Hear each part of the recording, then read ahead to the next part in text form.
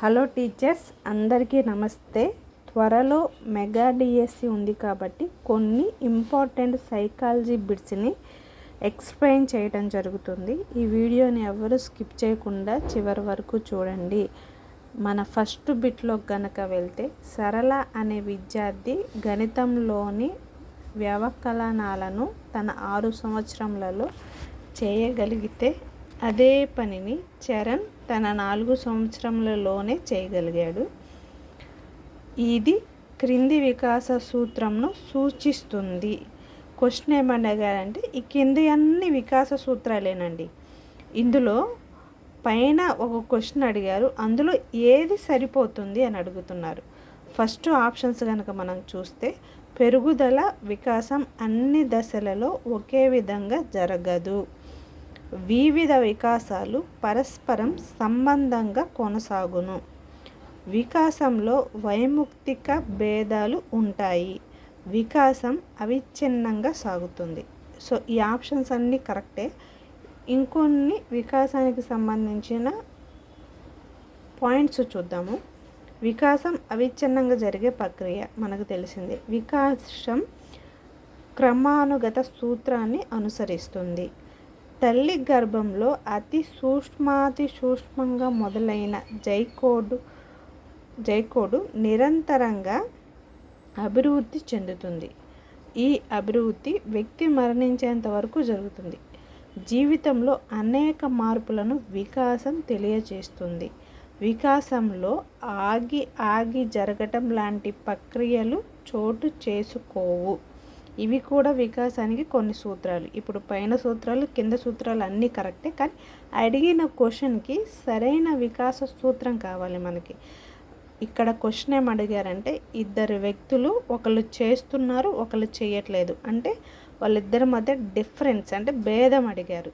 So ఇక్కడ మనకి మీరు ఆన్సర్ ఈజీగా చెప్పొచ్చు. భేదం అడిగారు కాబట్టి మనకి బిట్లో ఏది భేదం ఉందో అదే.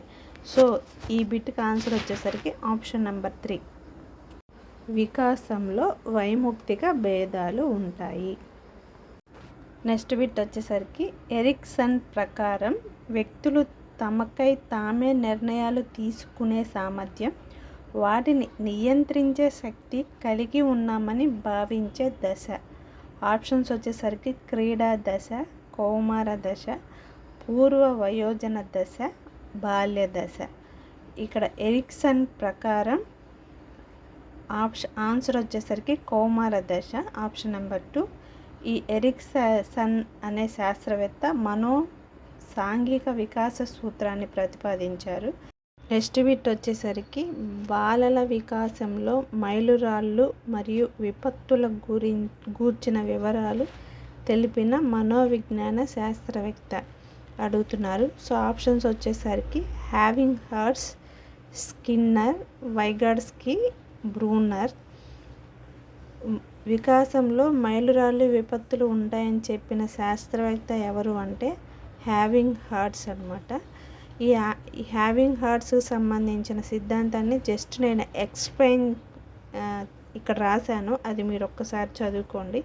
మళ్ళీ దాన్ని కూడా మనం ఎక్స్ప్లెయిన్ చేస్తే ఎక్కువ టైం అవుతుందని మీకు ఆయన సూత్రం గురించి 2 మాటల్లో రాశాను, చూడండి. నెక్స్ట్ బిట్ వచ్చేసరికి, సాధారణంగా శిశువులో మొదటి పన్ను ఏర్పడే వయసు. ఆప్షన్స్ వచ్చేసరికి 10 నుంచి 12 నెలల మధ్యలో, 12 నుంచి 18 నెలల మధ్యలో, 3 నుంచి 5 నెలల మధ్యలో, 6 నుంచి 8 నెలల మధ్యలో. ఇక్కడ ఆప్షన్స్ వస్తే 12 నుంచి ఫస్ట్, సెకండ్ ఆప్షన్స్ అస్సలు కాదు. 3 నుంచి 5 నెలలు కాదు. సో ఆన్సర్ వచ్చేసరికి ఆప్షన్ నెంబర్ 4, 6 నుంచి 8 నెలల మధ్యలో ఫస్ట్ పన్ను వచ్చింది. కొంతమంది శిశువులకి 5వ నెలలో కూడా రావచ్చు, కానీ 3rd మంత్లో అయితే అస్సలకి రాదు. సో ఇక్కడ మన ఆన్సర్ వచ్చేసరికి ఆప్షన్ నెంబర్ 4. నెక్స్ట్ బిట్ వచ్చేసరికి, ఇక్కడ మ్యాచింగ్ ఇచ్చారండి.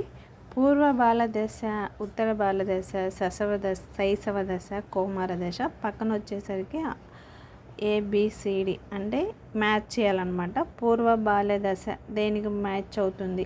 హఠం చేయటం. ఉత్తర బాల్య దశ ఏంటి ముఠా దశ.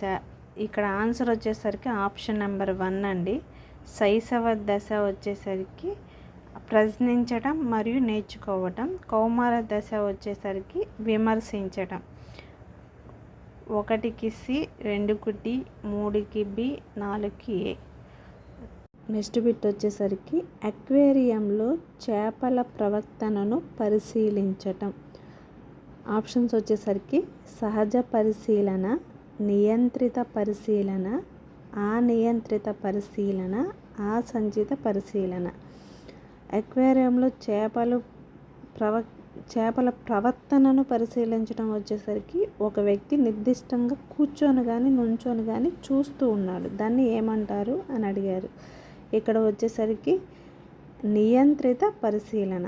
ఎందుకు అంటే ఇది సహజంగా జరగట్లేదు, అనియంత్రితంగా జరగట్లేదు. అసంచిత అంటే స్టక్ అయిపోవడం అన్నమాట. స్టక్ అయిపోయి ఏదో ఆలోచిస్తూ చూడట్లేదు. కాబట్టి ఇక్కడ ఆప్షన్ వచ్చేసరికి నియంత్రిత పరిశీలన. ఆన్సర్ వచ్చేసరికి ఆప్షన్ నెంబర్ 2. నెక్స్ట్ బిట్ వచ్చేసరికి వ్యక్తి తన పరిసరాలతో చేసుకునే ప్రత్యేకమైన సర్దుబాటును నిర్ణయించే మానసిక భౌతిక అంశాల గతిశీలక వ్యవస్థాపనమునే మూర్తిమత్వం అని ఎవరు నిర్వహించారు అని అడుగుతున్నారు. సో ఆప్షన్స్ వచ్చేసరికి JF brown, counter, prince, GW Alfred. దీనికి ఆన్సర్ వచ్చేసరికి option number 4 GW Alfred. Next bit వచ్చేసరికి అందని ద్రాక్ష పుల్లన అనే సామెత దీనికి ఉదాహరణ. ఆప్షన్స్ వచ్చేసరికి ప్రతిగమనం, హేతుకీకరణం, ప్రక్షేపణం, విస్థాపనం. ఇక్కడ ఆన్సర్ వచ్చేసరికి ఆప్షన్ నెంబర్ 2 హేతుకీకరణం. ఎందుకంటే అందని ద్రాక్ష పుల్లన అని కామెంట్ చేస్తున్నారు. సో దానికి సంబంధించి ఈ ఆన్సర్ వచ్చేసరికి ఆప్షన్ నెంబర్ 2. నెక్స్ట్ బిట్ వచ్చేసరికి సైన్స్లో మంచి మార్కులు సాధించిన విద్యార్థి అన్ని సబ్జెక్టులలో మంచి మార్కులు సాధించగలడు. ఈ ప్రవచనాన్ని సమర్థించే ప్రజ్ఞా సిద్ధాంతం అని అడుగుతున్నారు. ఆప్షన్స్ వచ్చేసరికి ఏకకారక సిద్ధాంతం, ద్వికారక సిద్ధాంతం, బహుకారక సిద్ధాంతం, సామూహిక కారక సిద్ధాంతం. ఇక్కడ ఆన్సర్ వచ్చేసరికి ఆప్షన్ నెంబర్ 1 ఏకకారక సిద్ధాంతం. ప్రత్యేక సందర్భాల నుండి ప్రారంభమై సాధారణ విషయాల వైపు పయనించే వివేచన అని అడుగుతున్నారు. సో ఇక్కడ ఆప్షన్స్ వచ్చేసరికి ఆగమన వివేచన, నిగమన వివేచన, సారూప్య వివేచన, నైతిక వివేచన. ఇక్కడ ఆన్సర్ వచ్చేసరికి ఆప్షన్ నెంబర్ 1 ఆగమన వివేచన. నెక్స్ట్ బిట్ వచ్చేసరికి పిల్లల అభ్యసనం పట్ల సంసిద్ధంగా ఉండని సందర్భం అడుగుతున్నారు. అంటే ఎప్పుడు ఇష్టంగా ఉండరు టీచింగ్ చేసేటప్పుడు అని. ఆప్షన్స్ వచ్చేసరికి యాంత్రిక బోధన జరిగినప్పుడు, వైవిధ్య బోధన జరిగినప్పుడు, విద్యార్థి అభ్యసనాంశ ప్రయోజనం తెలుసుకున్నప్పుడు, అభ్యసనానికి అవసరమైన శారీరక మానసిక పరిపక్వత ఉన్నప్పుడు. ఇక్కడ దీనికి ఆన్సర్ వచ్చేసరికి ఆప్షన్ నెంబర్ 1 యాంత్రిక బోధన జరిగినప్పుడు. అంటే మెకానికల్గా ఒక ఉపాధ్యాయుడు తన క్లాస్ని ఇష్టంగా కాకుండా ఏదో చెప్పాంలే అని చెప్పినప్పుడు అప్పుడు విద్యార్థి ఇష్టంగా ఉన్నాడు. So answer is option number 1. Next bit వచ్చేసరికి ఒక విద్యార్థి ప్రతిఫలాన్ని ఆశించి కానీ శిక్షను తప్పించుకోవడానికి కానీ కాకుండా కేవలం తన ఆనందం కోసం చదివాడు. ఇందులో ప్రేరణ రకం అడుగుతున్నారు. ఆప్షన్స్ వచ్చేసరికి బాహ్య ప్రేరణ, అంతర్గత ప్రేరణ, సాధన ప్రేరణ, సృజనాత్మక ప్రేరణ. ఇక్కడ వచ్చేసరికి శిక్షణ తప్పించుకోవడానికి కాదు, ప్రతిఫలాన్ని ఆశించడం కాదు, తను లోపల తనకై తానుగా హ్యాపీగా ఉండాలి అనుకున్నాడు కాబట్టి ఇది అంతర్గత ప్రేరణ. ఆన్సర్ వచ్చేసరికి ఆప్షన్ నెంబర్ 2. నెక్స్ట్ బిట్ వచ్చేసరికి అభ్యసనం అనేది అనుభవం ద్వారా జరుగుతుంది కానీ అనారోగ్యం, అలసట, మత్తు పదార్థాల వలన కాదు అని ఎవరు వివరించారు? వివరించింది ఎవరు అని అడుగుతున్నారు. ఆప్షన్స్ వచ్చేసరికి గేట్స్, ఎర్గన్ హాన్, డెసికో, కింబ్లే. ఇక్కడ ఆన్సర్ వచ్చేసరికి ఆప్షన్ నెంబర్ 2 ఎర్గన్ హాన్ వచ్చేసరికి అనారోగ్యం, అలసట, మత్తు ద్వారా జరగదు అని చెప్పాడు. సో ఆన్సర్ వచ్చేసరికి ఆప్షన్ నెంబర్ 2. నెక్స్ట్ బిట్ వచ్చేసరికి ప్రయత్నాల సంఖ్య పెరిగే కొలది ఒప్పుల సంఖ్య నిష్పాదన క్రమేణా పెరిగే సందర్భంలో ఏర్పడే అభ్యసన వక్రరేఖ అడుగుతున్నారు. ఆప్షన్స్ వచ్చేసరికి ఆరోహణ, అవరోహణ, ఎస్ రకము, లాక్షణిక. ఇక్కడ ఆన్సర్ వచ్చేసరికి ఆప్షన్ నెంబర్ 1 ఆరోహణ. నెక్స్ట్ బిట్ వచ్చేసరికి క్రింది వానిలో గౌణ అవసరం అని అడుగుతున్నారు. ఆప్షన్స్ వచ్చేసరికి నిద్ర, వ్యాయామం, నీరు, గుర్తింపు. One of the following is a secondary need అని అడుగుతున్నారు. సో ఇక్కడ ఆన్సర్ వచ్చేసరికి ఆప్షన్ నెంబర్ 4 గుర్తింపు. అంటే ఆత్మగౌరవం, విశ్వాసం, గుర్తింపు మరియు సాధనకు సంబంధించిన అవసరాలు మనకి ఎక్కువగా ఉంటాయి అన్నమాట. So answer is option number 4. Next bit వచ్చేసరికి ఒక వ్యక్తికి కానీ వస్తువుకు కానీ సంఘటనకు కానీ సంబంధించి కల్పించే సాధారణ అవగాహన. ఆప్షన్స్ వచ్చేసరికి ప్రజ్ఞ, భావన, ప్రత్యక్షం, స్మృతి. ఇక్కడ క్వశ్చన్ ఏమడుగుతున్నారంటే మనం ఒక ప్లేస్కి వెళ్తాము, ఎప్పుడో ఈ ప్లేస్ని ఆల్రెడీ మనకి చూసినట్టు అనిపిస్తుంది, దాన్ని ఏమంటారు అంటే భావన అంటారు. సో ఇక్కడ క్వశ్చన్ కూడా అదే అడిగారు. సో ఇక్కడ ఆన్సర్ వచ్చేసరికి ఆప్షన్ నెంబర్ 1. నెక్స్ట్ బిట్ వచ్చేసరికి క్రింది వాటిలో గెస్టాల్ట్ వాదులు ప్రతిపాదించిన ప్రత్యక్ష వ్యవస్థాపన నియమం కానిది అని అడుగుతున్నారు. సో ఆప్షన్స్ వచ్చేసరికి పూరణ నియమం, సామీప్య నియమం, అభ్యాస నియమం, ఆకృతి క్షేత్ర సంబంధం. ఇక్కడ ఆన్సర్ వచ్చేసరికి ఆప్షన్ నెంబర్ 3 అభ్యాస నియమం. గెస్టాల్ట్ వాదులు పూరణ నియమం, సామీప్య నియమం, ఆకృతి క్షేత్ర సంబంధం వీటిని ప్రతిపాదించారు. ఇక్కడ మనం నియమం కానిది అని అడిగారు కాబట్టి ఆప్షన్ నెంబర్ 3 అభ్యాస నియమం. నెక్స్ట్ బిట్ వచ్చేసరికి చాలా సింపుల్. డేజావు అనేది ఏ పదం అని అడుగుతున్నారు. ఆప్షన్స్ వచ్చేసరికి గ్రీకు పదం, లాటిన్ పదం, జర్మనీ పదం, ఫ్రెంచ్ పదం. డేజావు వచ్చేసరికి ఫ్రెంచ్ పదం. So answer is option number 4.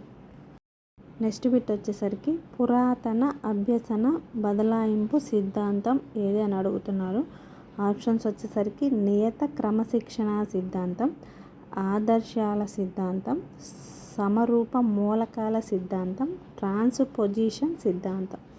పురాతన అభ్యసన బదలాయింపు సిద్ధాంతం వచ్చేసరికి నియత క్రమశిక్షణ సిద్ధాంతం. Answer is option number 1. Next bit వచ్చేసరికి క్రింది వానిలో ఒకటి జ్ఞాన రంగానికి చెందదు అని అడుగుతున్నారు. ఆప్షన్స్ వచ్చేసరికి విశ్లేషణ, మూల్యాంకనం, అవగాహన, గ్రహించటం. ఇక్కడ ఆన్సర్ వచ్చేసరికి 3 ఒకలాగా ఉన్నాయి. విశ్లేషణ, మూల్యాంకనం, అవగాహన. గ్రహించడం మాత్రం కొంచెం వేరుగా ఉంది కాబట్టి ఆన్సర్ వచ్చేసరికి ఆప్షన్ నెంబర్ 4. నెక్స్ట్ బిట్ వచ్చేసరికి అబ్రివేషన్ అడుగుతున్నారండి. PIED అనగా ఏంటి అని అడుగుతున్నారు. సో ఇక్కడ అన్ని ఆప్షన్స్ చదవటం ఎందుకు, డైరెక్ట్గా ఆన్సర్ చెప్పేస్తాను. Option number 3 project integrated education for the disabled వాళ్ళకి ఈ కోర్స్ అండి. సో ఆన్సర్ వచ్చేసరికి ఆప్షన్ నెంబర్ 3. నెక్స్ట్ బిట్ వచ్చేసరికి GIF ఫైల్ ఫార్మాట్ మీనింగ్ అడుగుతున్నారు, అర్థం అడుగుతున్నారు. సో దీనికి ఆన్సర్ వచ్చేసరికి గ్రాఫిక్ ఇంటర్చేంజ్ ఫార్మాట్. ఆన్సర్ వచ్చేసరికి ఆప్షన్ నెంబర్ 4. నెక్స్ట్ బిట్ వచ్చేసరికి NEP నేషనల్ ఎడ్యుకేషన్ పాలసీ 2020 ప్రకారం విద్యలో సన్నాహక దశ ఏది అని అడుగుతున్నారు. ఆప్షన్స్ వచ్చేసరికి 3, 4, 5 తరగతులు, 1, 2, 3 తరగతులు, 4, 5, 6 తరగతులు, 6, 7, 8 తరగతులు. సో ఇక్కడ ఆన్సర్ వచ్చేసరికి సన్నాహక దశ 2020 ప్రకారం 3, 4, 5 క్లాసెస్. ఆన్సర్ వచ్చేసరికి ఆప్షన్ నెంబర్ 1. నెక్స్ట్ బిట్ వచ్చేసరికి భారతదేశంలో జాతీయ విద్యా విధానాన్ని మొట్టమొదటిసారిగా రూపొందించిన సంవత్సరం. ఆప్షన్స్ వచ్చేసరికి 1964, 1968, 1976, 1986. ఇక్కడ ఆన్సర్ వచ్చేసరికి ఆప్షన్ నెంబర్ 2 1968 వచ్చేసరికి జాతీయ విద్యా విధానాన్ని మొట్టమొదటిసారిగా రూపొందించిన సంవత్సరం అండి. ఆన్సర్ వచ్చేసరికి ఆప్షన్ నెంబర్ 2. నెక్స్ట్ బిట్ వచ్చేసరికి RTE 2009 ప్రకారం విద్యార్థి పాఠశాల నుండి బదిలీ ధృవీకరణ పత్రాన్ని అంటే టీసీ అంటారు పొందే హక్కును తెలియచేసే అధ్యాయం అని అడుగుతున్నారు. ఆప్షన్స్ వచ్చేసరికి 2, 7, 3, 4 అధ్యాయాలు. ఇక్కడ ఆన్సర్ వచ్చేసరికి ఆప్షన్ నెంబర్ 1 రెండవ అధ్యాయంలో టీసీని తీసుకోవడం ఉంటుందండి. So answer is option number 1. Next bit వచ్చేసరికి ఉపన్యాస పద్ధతి ద్వారా విద్యార్థులు దాదాపు నేర్చుకోగలిగే పర్సంటేజ్ ఎంత అని అడుగుతున్నారు. ఆప్షన్స్ వచ్చేసరికి 5%, 25%, 50%, 75%. ఉపన్యాస పద్ధతి ద్వారా ఓన్లీ 5% మాత్రమే నేర్చుకోగలుగుతారు. సో ఈ బిట్కి ఆన్సర్ వచ్చేసరికి ఆప్షన్ నెంబర్ 1 5%. నెక్స్ట్ బిట్ వచ్చేసరికి క్రింది వాటిలో వైగోట్స్కీ ప్రకారం ఉన్నత మానసిక ప్రక్రియ అని అడుగుతున్నారు. ఆప్షన్స్ వచ్చేసరికి పోల్చటం, ప్రశ్నించటం, పరిశీలన, సాంఘిక విషయాల విశ్లేషణ. వైగోట్స్కీ ప్రకారం ఉన్నత మానసిక ప్రక్రియ వచ్చేసరికి సాంఘిక విషయాల విశ్లేషణ. ఆన్సర్ వచ్చేసరికి ఆప్షన్ నెంబర్ 4. నెక్స్ట్ బిట్ వచ్చేసరికి ఫ్యూచర్ లెర్న్ అనేది అని అడుగుతున్నారు. ఇక్కడ ఆప్షన్స్ వచ్చేసరికి క్రాకర్, రూబ్రిక్, మల్టీమీడియా సాఫ్ట్వేర్, MOOCను అందజేసే సంస్థ అని అడుగుతున్నారు. ఫ్యూచర్ లెర్న్ అనేది MOOCను అందజేసే సంస్థ ఇది. ఇక్కడ ఆన్సర్ వచ్చేసరికి ఆప్షన్ నెంబర్ 4. ప్రీవియస్ ఎక్స్ప్లెనేషన్లో కూడా MOOC అంటే ఏంటో అబ్రివేషన్ అడిగారు. Massive open online course MOOC అంటే. నెక్స్ట్ బిట్ వచ్చేసరికి క్రింది మహోన్నత వ్యక్తి పేరున ప్రస్తుతం ఆంధ్రప్రదేశ్లోని పాఠశాలలో మధ్యాహ్న భోజన పథకం అమలు జరుగుతుంది. ఆప్షన్స్ వచ్చేసరికి దువ్వూరు సుబ్బమ్మ, సర్వేపల్లి రాధాకృష్ణ, అబ్దుల్ కలాం, డొక్కా సీతమ్మ. ఈ బిట్ అందరికీ ఆన్సర్ తెలుసు. ఆన్సర్ వచ్చేసరికి option number 4 Dokka Seethamma. Next bit వచ్చేసరికి అభినయం, నృత్యం చేయటం అనేవి క్రింది నైపుణ్యాలకు చెందినవి అని అడుగుతున్నారు. అదేంటో చూద్దాం. ఆప్షన్స్ వచ్చేసరికి భాషా నైపుణ్యాలు, ప్రక్రియ నైపుణ్యాలు, శారీరక నైపుణ్యాలు, సామాజిక నైపుణ్యాలు. అభినయం, నృత్యం చేయటం వచ్చేసరికి శరీరానికి సంబంధించినవి కాబట్టి శారీరక నైపుణ్యాలు. ఆన్సర్ వచ్చేసరికి option number 3. Thank you very so much guys. ఈ వీడియోని చివరి వరకు చూసినందుకు. మీకు తెలిసిన మెగా డిఎస్సికి ప్రిపేర్ అయ్యే వాళ్ళందరికీ షేర్ చేయండి, కామెంట్ చేయండి, లైక్ చేయండి. Thank you so much.